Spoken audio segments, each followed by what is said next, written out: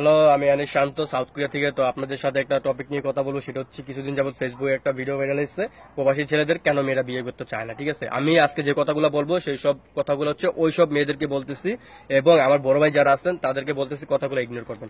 প্রবাসীদের কেন বিয়ে করতে চায় না, কারণ প্রবাসীদের পাওয়ারটা অনেক হাই লেভেলের, তাদের স্পিডটা অনেক বেশি, যেটা ওইসব মেয়েরা সহ্য করতে পারে না, তারা যে লোডটা নিতে পারে না। ঠিক আছে, তারা 10 মিনিটে শেষ হয়ে যায়। ঠিক আছে, সেই কারণে প্রবাসী ছেলে তাদের কাছে ভালো লাগে না। এটা হচ্ছে মেন কথা। আর যে কুত্তার বাচ্চা ইউটিউব চ্যানেলটা খুললে, তুমি ইউটিউবে ভিডিও দাও না, ইউটিউবে হয়ে গেছো গা। তোর ইউটিউব না, তোরে যদি আজকে আমি বলে দিলাম তুই প্রতিদিন সকালে উঠে নামাজ পড়ে দোয়া করবি শান্ত যে বাংলাদেশে না আসে, সেদিন বাংলাদেশে আমি তোরে প্রথম আমি ধরুম, তুই কত বড় ইউটিউবে রয়েছে সেটা আমি দেখে ছাড়ুম। ঠিক আছে, আর যে জায়গাতে তুমি ভিডিওগুলো করছে না, সবকটা ওই যে সংসদ ভবন, ঠিক আছে, এরপর বোটানিক্যাল গার্ডেন, বলদা গার্ডেন, এইসব প্লেস থেকে ভিডিওগুলো করছে। তারা বোঝেন ওইসব প্লেসে ওইসব মেয়েরা কেন যায়। ঠিক আছে, আজকে আমরা যদি না থাকতাম না, তোমরা না খাইয়া মরতো। তো বাংলাদেশে এমনি তো এখন রাস্তার মধ্যে, ঢাকা শহরের রাস্তার মধ্যে পানি জমে থাকে, নদী হয়ে থাকে। ঠিক আছে, কত যে তোমরা ভালো আছো আমরা দেখতেছি না। আমাদের প্রবাসী ছেলেদের বউ হওয়ার যোগ্যতা তোদের মতো মেয়েদের নায়িকা। ঠিক আছে, আজকে হাজার হাজার প্রবাসীদের ফকির করছে এইসব কিছু মেয়েরা, এরকম মিষ্টি ভাবে কথা বলে না, মানে পটাইয়া এরকম ভাবে টাকা দিয়ে যাবে, বুঝতেও পারবেন না। আর এখন সেই সব ছেলেদের চালাক হয়েছে, ঠিক আছে, একটু বুদ্ধি শুদ্ধ হয়েছে তাদেরকে। হ্যাঁ, মায়ের লোকটা মাথা দিয়ে গেছে, এখন টাকা দেয় না, এখন তাদের কাছে প্রবাসী ছেলেরা খারাপ। যখন টাকা দিতে পারবো তখন প্রবাসী ছেলেরা ভালো, নাকি?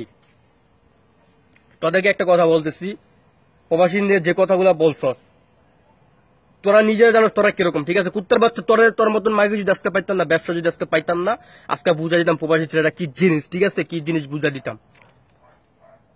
মাথাটা গরম হয়ে গেছে কথাগুলা শুন না, কথাগুলা কি বলছে না। আজকে আমি শান্ত কুরিয়াতে আসি। তো কুরিয়াতে আপনার আমার জানা মতো বৈধভাবে 15,000 লোক আছে, অবৈধ অনেক আছে। ঠিক আছে, বৈধভাবে 15,000 লোক আছে। 15,000 লোক যদি প্রত্যেক মাসে তাদের বেতন আছে 1.5 লক্ষ টাকা করে, 1.5 লক্ষ টাকা করে যদি বাংলাদেশে পাঠায়, আর কুরিয়া থেকে 99% টাকা ব্যাংকের মাধ্যমে পাঠানো হয়, তাহলে বোঝেন এটা রেমিটেন্স কত টাকা দিতেছে। America, London, France, Abu Dhabi, Dubai, Singapore, Qatar, Malaysia, Kuwait, অনেক অনেক দেশ আছে। ঠিক আছে, অনেক দেশ আছে। আর বাংলাদেশে হাজার হাজার বাংলাদেশ আছে, লক্ষ লক্ষ বাংলাদেশি আছে অনেক দেশে। তাহলে বুঝেন বিদেশ থেকে, প্রবাসী থেকে কতগুলো টাকা বাংলাদেশে যাইতেছে। সরকারি সরকারি চাকরি করো না সোনার ছেলেরা, ঠিক আছে, সোনার ছেলেরা, তাদের বেতনটা সরকার কোথায় থেকে দেয় একটু চিন্তা করে দেখো, তাদের বেতনটা সরকার কোথায় থেকে দেয়। ঠিক আছে, তোমরা কও যে একটা সরকারি চাকরি করলে সোনার ছেলে হয়ে জায়গা, আরে বাপ, তাদের বেতনটা কোথায় থেকে দেয় একবার চিন্তা করো। ঠিক আছে, আমি কিছু বলবো না, তোমরা চিন্তা করে দেখো তাদের বেতনটা কোথায় দেয়। কুত্তার বাচ্চা, তোদের মতো মাগি কারণ আজকে দেশের এই অবস্থা। ঠিক আছে, তোদের মতো মাগি যদি পাইতাম না, খানকির মাগি একদম ভরে দিতাম। মাথার চোত এমসির বাচ্চা, মাথাটা গরম হয়ে গেছে গা। যেসব মায়াগুলো এইসব কথাগুলো বলছিস না, তোদের যদি এই যে আমি শান্ত যদি তোদের কোনোদিন পাই না, তোদের সত্যি কথা বুঝাই দিমু যে প্রবাসী ছেলেরা কি জিনিস। ঠিক আছে, ভালো থাকিস, আর কিছু বললাম না, খারাপ তোদেরকে খারাপ দিলে লাভ নেই। ঠিক আছে, প্রবাসীরা কি জিনিস সবাই জানে। ঠিক আছে, বাই। ফক শিবা।